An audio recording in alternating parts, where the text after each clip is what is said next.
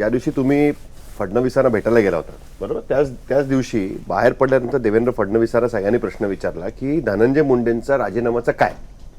त्यावेळेस ते म्हणाले की नाही नाही ह्याच्याबद्दल राजकारण होत आहे आणि आमची हे सुरू आहे, काय चौकशी सुरू आहे आणि मग तेच म्हणणार ना साहेब, काय म्हणणार. नाही राजकारण होतंय याचा अर्थ काय की त्यांना अननेसेसरी टार्गेट केलं जात आहे असं. हे बघा, आज त्यांचं नाव कुठेही नाहीये. मला नाही वाटत, मी सुद्धा सांगतो ना, धनंजय मुंडे साहेबांचा या प्रकरणामध्ये हात असेल असं मी आज तरी म्हणत नाही. मी ठामपणे हे सांगतो 99.99% ती चूक आहे त्याची. म्हणजे वाल्मिक अण्णांना ती सवय कोणाचाही फोन उचलायची, कोणत्याही वेळी कोणालाही फोन करायचे.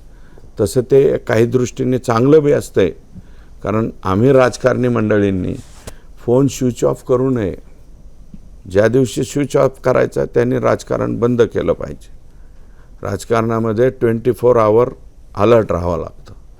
तुम्ही रात्री 2:30 वाजताही कोणाचा फोन आला तर हॅलो म्हणावं लागतं. आणि जो पॉलिटिकल लीडर हॅलो म्हणत नाही रात्री 2:30 वाजता त्यांनी पॉलिटिक्स करू नये असं आमचं मत.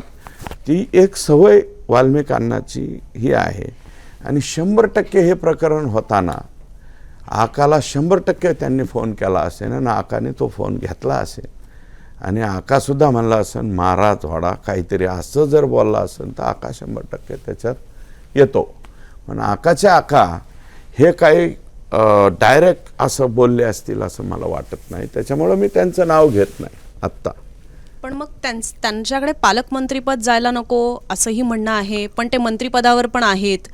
तर पालकमंत्रीपद आमच्या सगळ्यांचंच मत असं. त्या बाबतीत मी, प्रकाशदादा सोळंके, आणखी काही आमदार आहेत बीड जिल्ह्यामध्ये बरेच, मी त्यांची नावं घेऊ इच्छित नाही, पण आमचे विरोधी पक्षाचे आहेत संदीप क्षीरसागर, ते पवार साहेबांच्या गटाचे. आम्ही दोघा तिघांचं मत असं आहे की बाबा एक तर राज्याच्या मुख्यमंत्र्यांनीच आमचं मुख्यमंत्रीपद घ्यावं, म्हणजे पालकमंत्रीपद घ्यावं. ते काय, मुख्यमंत्र्यांनी जर पालकमंत्रीपद घेतलं तर हे एका दोरीत स्वतःसारखा सरळ जिल्हा हा करता येईल बरं का. आणि नसेल साहेबांनी जर नाही म्हणलं, साहेबांनी जर समजा चॅलेंजिंग म्हणून गडचिरोली स्वीकारलाच होता ते CM असताना, अजूनही समजा अजूनही नक्षलाईट टोटल संपलं आहे का नाही, मागं शहरी नक्षलाईटसुद्धा होतं, तेही त्यांनीच बऱ्यापैकी संपवून. जर त्यांचं नाही तर मग अजितदादांना पालकमंत्री व्हावं आमच्या जिल्ह्याचं, अजितदादाही सरळ करतील. आणि त्यांचं नाही झालं तर एकनाथराव शिंदे साहेबांना द्यावं. मग शिंदे साहेबांना तरी आम्ही का नाराज करावं, त्यांना सुद्धा द्यावं. पंकजा मुंडे का नको. नाही, आमच्याकडे 2च सीट आहेत ना भाजप. तेच म्हटलं, एक त्यांचे पंकजाताईंची एक सीट आहे केची आणि मी भाजपचा आहे बरोबर. म्हणजे भाजप ब काय असेल ते. नाही पण पंकजा मुंडे का नको पालकमंत्री. जर नाही आता हे बघा, मुख्यमंत्र्यांनी दोन्ही उपमुख्यमंत्र्यांनी निर्णय केला किंवा नाही पंकजाताईंना द्यायचं, तर आम्ही कशामुळं नाही म्हणू. त्यांना जर दिलं आम्ही काय नाही म्हणू शकतो का. जरी दिलं त्या काय करणार आहेत, उन्हात घर बांधणार आहेत का. आमचे घरं पहिलेच उन्हात आहेत, करून करून काय करतात. नाही पण त्या पण स्वतःसारखं सरळ करू शकतील ना लोकांना. नाही, त्या स्वतःसारखं सरळ करू शकणार नाही. पण एक आहे की त्या चुकीच्या लोकांना पाठीराखण करत नाहीत असं त्यांच्या 5 वर्षाच्या कालावधीत दिसलेलं आहे. पाठराखण जी केली गेली ती ह्या आकांनी केली, त्याच्यामुळं हे सगळं वाढलेलं आहे.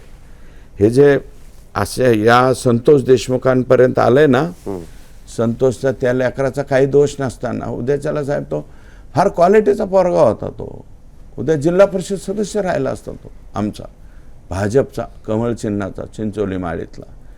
या लेकरापर्यंत जे आलंय ना ते हे चुकीच्या पद्धतीला वाल्मिक कराड हे जास्त सपोर्ट करत होते आणि त्याला पूर्ण मूकसंमती हे आकाचे आका देत होते. आकाच्या आकांची ही चूक आहे. अजूनही त्यांचं विमान मला वाटतं 60,000च्या खाली आलेलं नाही. ज्यावेळेस येईल त्यावेळेस वेळ निघून गेलेली आहे.